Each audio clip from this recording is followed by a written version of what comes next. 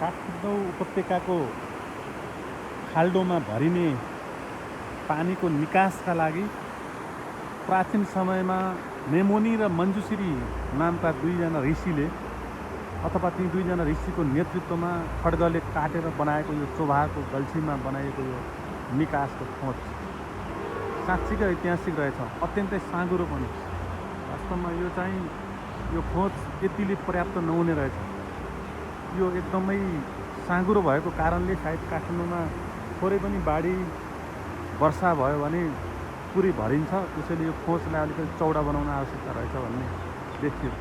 यो चट्टानलाई काटेर बनाएको खोज हेर्दा पनि साह्रै अनौठो छ। यति मात्रै साँघुरो छ, बिल्कुल सायद नाप्ने हो भने यो 10 मिटर मात्रै छ।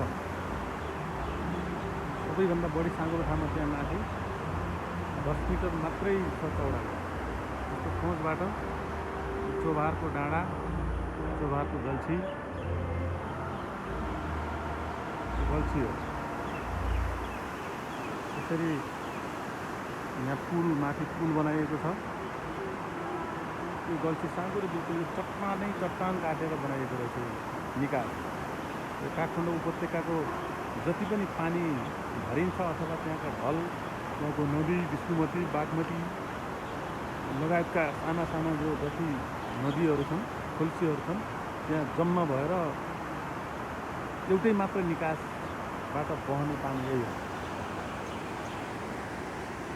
दक्षिणकालीतर्फ यहाँदेखि उता लाग्यो, यो पानी चट्टानको खोज हो।